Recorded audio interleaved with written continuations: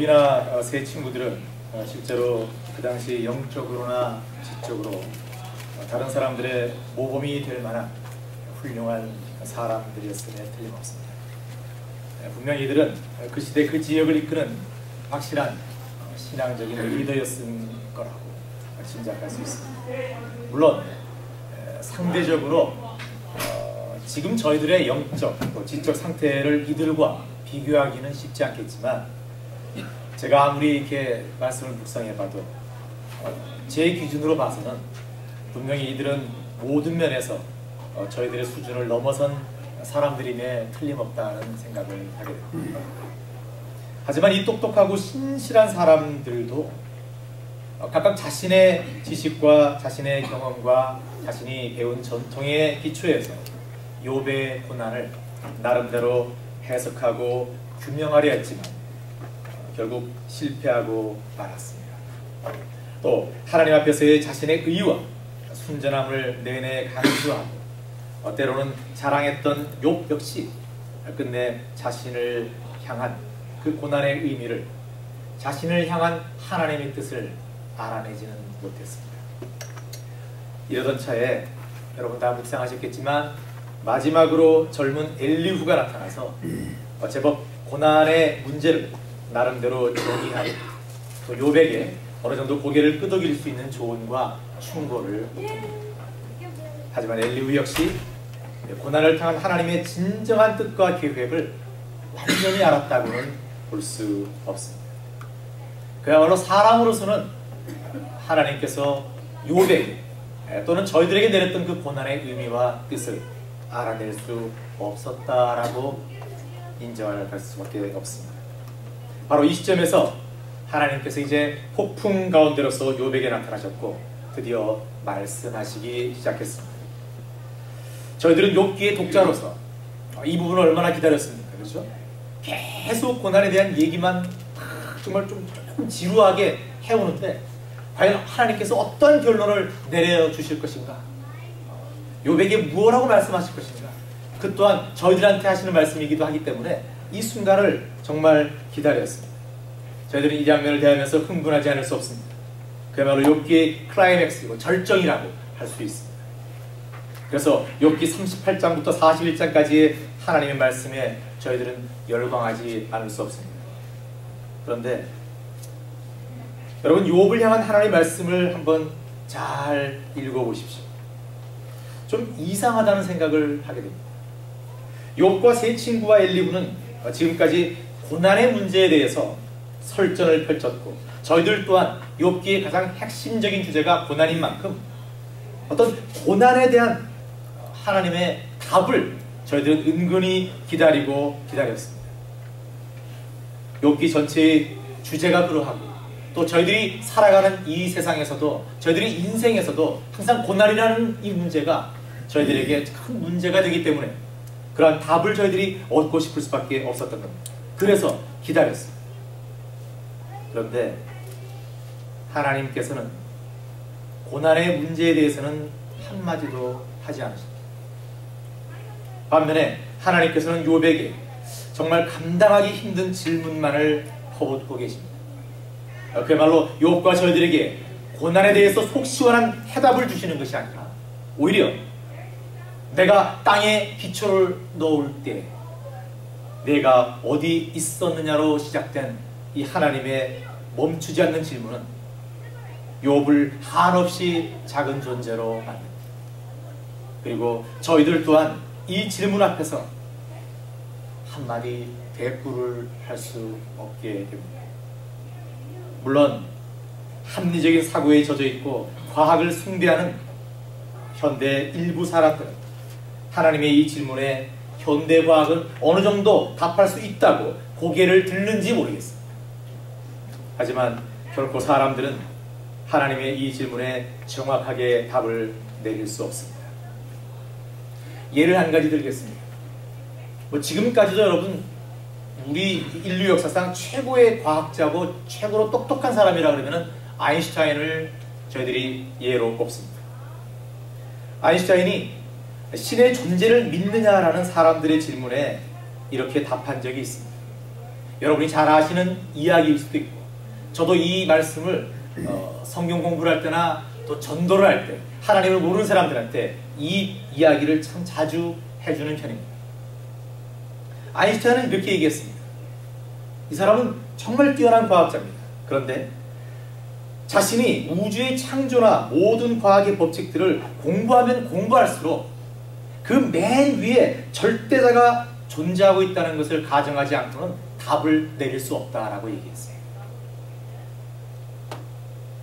다만 문제는 그 절대자를 우리 인간이 이해하는데 우리의 머리가 너무 작고 그 절대자가 너무 크다는 게 문제라는 거죠. 그 말은 우리로서는 도저히 그 절대자를 이해할 수 없다는 거죠. 그리고 아인슈타인은 이런 비유를 드렸습니다. 한 어린아이가 한 4살, 5살 된 어린아이가 큰 도서관에 앉아있다는 겁니다. 여러분 큰 도서관을 한번 상상해 보십시오. 여기에 책이 빽빽하게 다 진열되어 있다고 생각하시고 가운데 한 어린아이가 있다고 가정을 해보십시오. 이 어린아이는 이 책들이 무언가 저 책 안에 다른 나라 언어로 또는 어떤 내용이 가득 차 있다는 것은 압니다. 그렇지만 그 어린아이가 그 책에 꽂힌 것을 펼쳐서 읽어서 이해할 수가 없습니다. 그리고 어떤 내용이 들어있는지도 알 길이 없습니다. 그 어린아이 같은 존재가 바로 저희들입니다. 하나님과 저희들을 비교했을 때 그런 존재라는 거죠. 또 어린아이는 이 책들이 쭉 꽂혀 있는데 어떤 푯말이 있는 것을 보면 좀 똑똑한 어린이들은 짐작할 수 있습니다. 이 책들이 그냥 마구잡이로 꽂힌 것이 아니라 어떤 순서에 의해서, 어떤 법칙에 의해서 이것이 정렬되어 있다는 것을 알게 됩니다. 그러나 어떠한 방법으로, 어떠한 법칙에 의해서 이 책들이 진열되어 있는지는 알 수가 없습니다. 뭐 저희들도 알 수가 없죠. 도서관학과를 졸업하지 않고는 사실 그 분류 방법을 저희들이 자세히 알 수가 없습니다. 저희들이 하나님을 알 때 이 정도다라는 것입니다. 저희들이 이 우주를 바라볼 때 이 우주는 믿을 수 없을 정도로 신비할 정도로 정말 정돈되어 있고 어떤 보이지 않는 법칙에 의해서 순종하고 있다는 것을 저희들은 알 수 있습니다. 하지만 우리는 그 법칙을 희미하게만 짐작할 뿐이지 그것을 온전히 알지는 못합니다. 아인슈타인은 이렇게 절대자를 비교했습니다. 물론 안타깝게도 아인슈타인은 똑똑한 사람이었지만 그 존재가 있음을 인정한 그 절대자가 저희들이 믿고 있는 하나님이심을 알지는 못했습니다. 저는 개인적으로 정말 이 비유를 좋아합니다. 그래서 많은 사람들한테 이 비유를 전하고 얘기를 합니다. 그러면 이 말씀을 전하면 두 가지 반응이 나옵니다. 첫째는 굉장히 고개를 끄덕일 수 있는 그런 비유다. 정말 우리가 하나님과 절대자에 대한 어떤 존재에 대해서 이해할 수 있는 참 좋은 비유다. 그렇게 긍정하는 쪽이 있습니다. 그러나 끝까지 이성적인 사고의 틀을 벗어버리지 않으려고 하는 사람들은 또 이렇게 반문하기도 합니다. 목사님, 아인슈타인이 살았던 그 시대와 지금은 많이 달라졌습니다. 아인슈타인 이후에 저희들이 이 인류가 발명해내고 발전하고 또 발견한 법칙들이 얼마나 많은지 아십니까? 이것은 뭐 시간의 문제입니다. 시간이 계속 흘러가면 저희들은 그 비밀을 다 풀 수 있을 것입니다. 라고. 자, 여러분께서 이런 질문을 받으시면 어떻게 답하시겠습니까? 이런 분들은 한 가지를 놓치고 있는 겁니다. 시간의 문제입니다. 그래요. 그래서 저희들이 그 법칙들을 알아냈다고 가정하십시다. 물론 완전히 알 수 없겠지만 완전히 알았다고 가정을 해보십시오. 근데 중요한 것은 그렇다면 그 법칙을 누가 만들었냐는 거죠. 그 법칙을 누가 세웠냐는 것입니다. 그 법칙이 언제부터 있었냐는 것입니다. 어디서부터 왔냐는 것입니다. 여러분, 저희들이 뭐 중고등학교 때 다 배운 만유인력의 법칙이 있습니다. 뉴턴은 사과나무를 바라보면서 앉아있다가 사과가 위로 또는 옆으로 떨어지지 않고 밑으로 떨어지는 것을 의심했습니다. 그리고 뉴턴은 기도했습니다. 하나님께 기도하면서 답을 알아냈습니다. 이 지구상에서는 모든 물건이 밑으로 떨어지는구나. 그래서 그것을 만유인력의 법칙이라고 발표했습니다. 하나의 법칙을 발견한 것입니다. 여러분, 그렇지만 그 만유인력의 법칙이 뉴턴이 발견했다고 해서 뉴턴이 그것을 만든 것은 아닙니다. 그렇지 않습니까, 여러분? 이 외에도 여러분, 지구가 자전하는 것, 공전하는 것, 그 다음에 저희들이 연력학 법칙, 뭐 전기의 여러 가지 법칙, 모든 법칙이 얼마나 많이 발견되어 있는지 모릅니다. 아마 이 법칙들은 계속해서 발견될 것입니다. 그리고 발견되는 만큼 저희들이 살아가는데 상당한 영향을 미치게 될 것입니다. 그러나 여러분, 저희들이 잊지 말아야 할 것이 있습니다. 저희들이 그 법칙을 발견하면 발견할수록 그 법칙을 애초에 세운 그 창조자를 잊지 말아야 한다는 것입니다. 저희들은 그 법칙을 이제 어렴풋이 하나씩 깨달아가고 있는 것이지 그 법칙을 만든 사람들이 아니라는 것을 저희들은 겸손하게 인정해야 합니다. 바로 이것입니다, 여러분. 오늘 말씀으로 돌아와서 욥기를 마무리하고 욥이 또는 저희들이 궁금해하고 찾고 있는 이 고난의 문제. 과연 고난은 무엇인가? 왜 나는 고난을 당해야 하는가? 이 고난은 어디로부터 왔는가? 이 고난 너머에는 무엇이 있는가?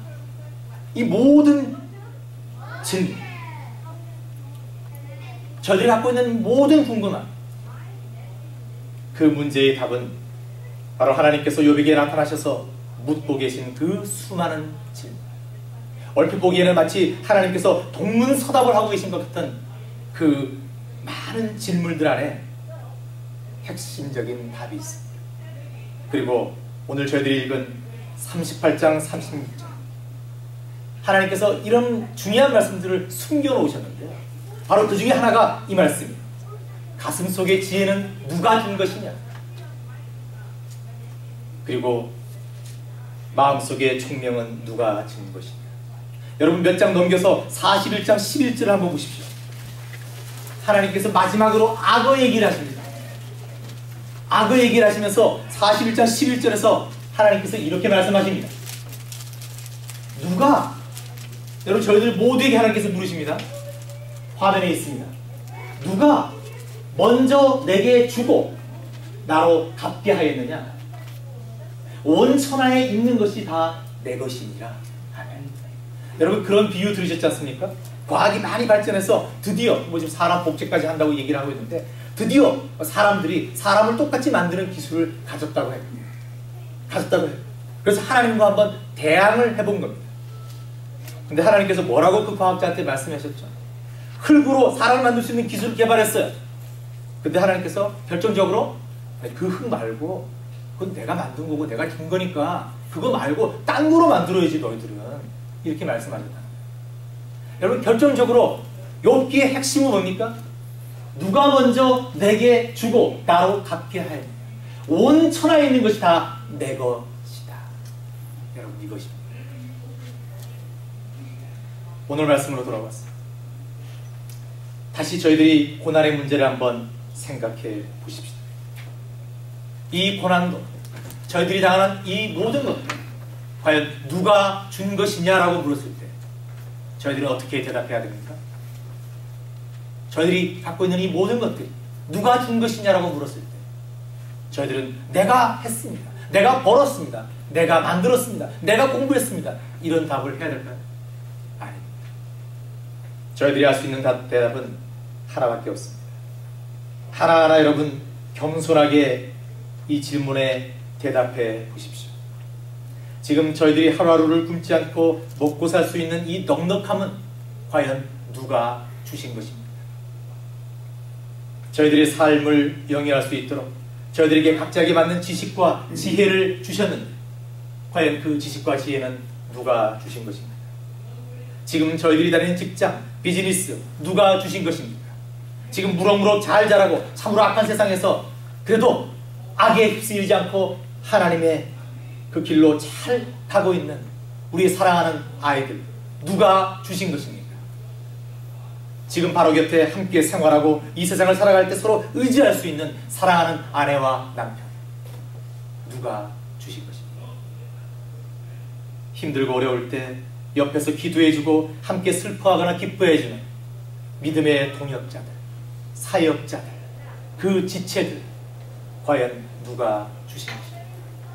여러분 이 아름다운 예수 사랑교회 과연 누가 주신 것입니까?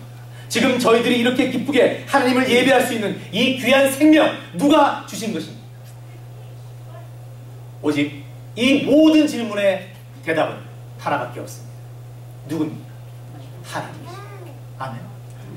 하나님이십니다.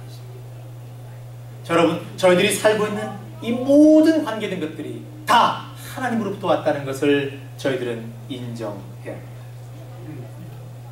저희들 한 사람 한 사람 각자의 삶 모든 것, 이 세상 저희들이 누리고 만나는 모든 것들을 하나님께서 만드셨고 저희들을 위해 제공하셨습니다. 저희들은 가끔 이 귀한 진리를 놓칠 때가 있습니다. 그래서 저희들은 저희들의 삶을 저희들 스스로 주장할 수 있다고 믿고 또 그렇게 행동하기도 합니다. 저희들의 아이들을 저희들의 의지대로 저희들의 욕심대로 키울 수 있다고 생각합니다. 심지어 하나님께서 핏값으로 사신 이 교회도 내 뜻으로 내 생각대로 세워나갈 수 있다라고 생각해요. 여러분 이것은 마치 욥과 같이 저희들 또한 교만하기 때문에 할 수 있는 잘못된 생각입니다. 특히 하나님의 자녀요 예수 그리스도의 제자인 저희들은 저희들의 모든 삶이 하나님께로부터 왔다라는 것을 결코 잊지 말아야 합니다. 오늘 이 순간이 아니라 저희들이 하나님 나라 갈 때까지 저희들이 놓지 말아야 할 것은 모든 것이, 그것이 기쁨이고 슬픔이고 눈물이고 애통이고 아픔이든 그 모든 것을 하나님께서 주셨다라고 믿어야 한다는 것입니다. 바로 이 욥기 전체의 고난의 문제도 저희들이 이렇게 받아들여야 됩니다. 이 고난도 역시 하나님께서 나에게 주셨다. 그렇다면 이 고난에 하나님의 분명한 뜻이 있다. 그러기에 나는 능동적으로 이 고난을 받아들여야 한다. 어떤 어려움과 힘듦이 있고 지금 당장은 정말 도망가고 싶을 정도로 괴롭고 힘들지만 그래도 나는 이것을 이겨내야 한다. 고난 주심에 감사해야 한다. 왜? 하나님께서 저희들에게 주셨기 때문에. 그렇다면 분명히 그 고난에는 하나님의 분명한 이유가 있기 때문에 저희들은 이 고백을 할 수 있어야 하고, 또한 이 고백을 저희들 스스로 굳건히 믿어야 합니다. 사랑하는 예수사랑교회 성도 여러분, 하나님께서 오늘 저희들에게 똑같이 물으십니다. 누가 준 것이냐? 누가 준 것이냐? 저희들 모두 하나님께서 7개월 전에 저희들 각자 참으로 영적으로 힘든 상황에 처해 있을 때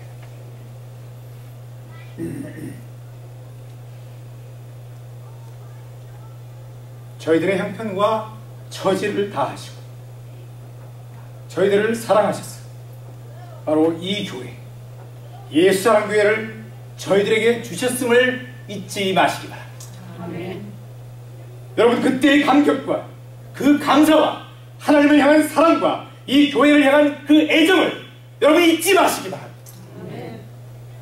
그래야 저희들 모두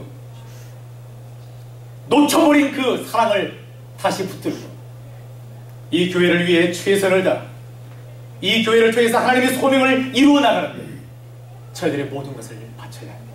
아멘. 저희들 모두 개인적으로도 저희들 삶에 혹시 만나게 되는 어떤 어려움과 힘든 그 고난 앞에서도 누가 준 것이냐는 하나님의 질문을 떠올리면서 저희들의 모든 삶이 감사하게도 다른 어떤 존재가 아니라 저희들을 사랑하시는 하나님의 주권 아래 있다는 것을 굳게 믿고 이겨나가십시다. 아멘. 저희들이 하나님만을 의지해서 마침내 어떤 고난을 저희들에게 처한 이 어려움과 힘듦을 이겨나가면 우리의 선하신 하나님께서 저희들에게 놀랍고 큰 은혜와 사랑, 차고 넘치는 복을 이 교회와 저희들에게 부어주실 것입니다. 아멘. 기도하겠습니다. 하나님 감사합니다.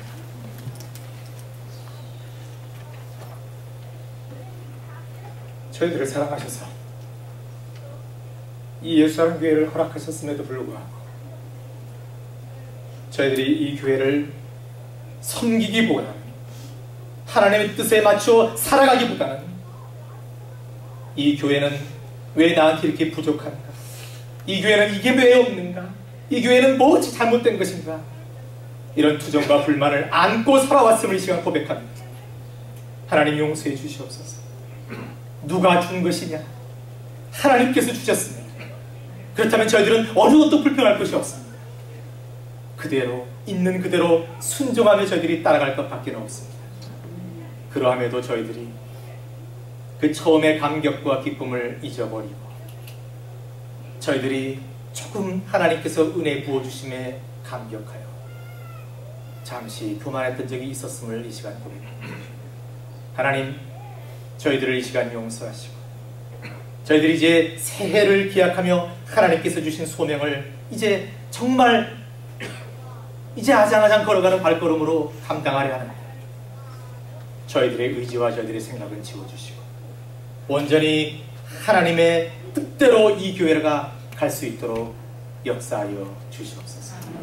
저희들의 개인적인 삶에서도 하나님, 저희들이 개인적인 욕심과 안녕을 쫓아가기보다는 하나님의 뜻을 쫓아가는 저희들 될 수 있도록 하나님 저희들을 붙드시고 인도해 주시옵소서. 감사드리며 우리 주 예수 그리스도를 받들어 기도합니다.